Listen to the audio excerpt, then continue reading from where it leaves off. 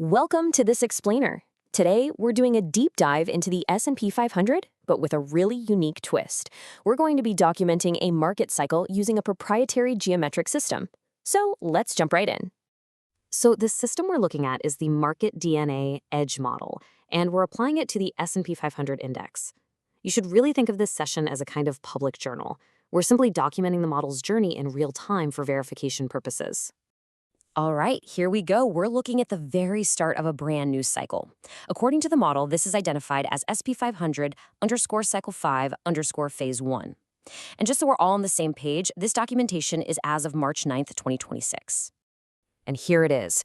This is the visual map for this cycle. The entire model is based on these predefined geometric shapes that you see laid out on the chart. Our job is simply to watch and document how the price action interacts with this map as things unfold. This is our ground zero. Okay, so the model has officially entered phase 1. And phase 1 is all about one thing, the entry points. So let's zoom in and see exactly what levels the model has flagged for a potential entry. What's interesting here is that it's a two-tiered approach. We have our primary entry, called level M, sitting at 6,697.9. But then there's also a secondary, optional entry at level PC, which is a bit lower at 6,567.28. This secondary level is a really crucial part of the model's built-in risk management strategy.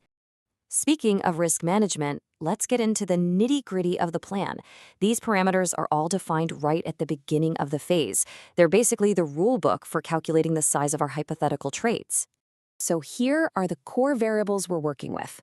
First, we have an 80-day time horizon, which is called the trapezoid time duration. Then there's something called the third triangle domain, which is set at 4.36%. And maybe most importantly, we have an expected maximum drawdown of 5%. That just means we're defining our pain threshold, the maximum acceptable loss right from the get-go. Let's see how this all translates into practice. Let's say we're working with a hypothetical $100,000. Our 5% max drawdown means we can't risk more than $5,000. Based on all those parameters, the model calculates a total position size of 1.72.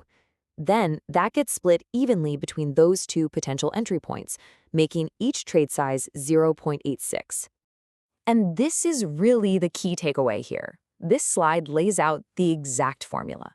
Both trade sizes are calculated using the hypothetical capital, the investor's maximum allowed drawdown, the third triangle domain percentage, the risk coefficient, and the contract size. It's not guesswork, it's a completely defined systematic process. Okay, so we've got our entry levels locked in, and we have a solid risk plan. Now let's look at the other side of the coin, the potential targets. The model actually predefines these right at the start of phase 1. So the model gives us 3 distinct targets to watch. Target 1 is the mirror line, or the lower trapezoid boundary, at 6,711. Target 2 is a point called apex N at 6,844. And the final target, T3, is the very top of the trapezoid shape, which is up at 6,973. Right, and this leads us to 2 different potential scenarios. It all hinges on whether that secondary entry point, PC, gets triggered or not. Depending on what the market does, our path forward will look a little different. So, scenario 1 is the simple path. The price hits our primary entry, M, and only that one trade is executed. But if the price dips further and triggers our secondary entry, PC, well then we're in scenario 2, with 2 trades active at different levels. So let's put some numbers to it.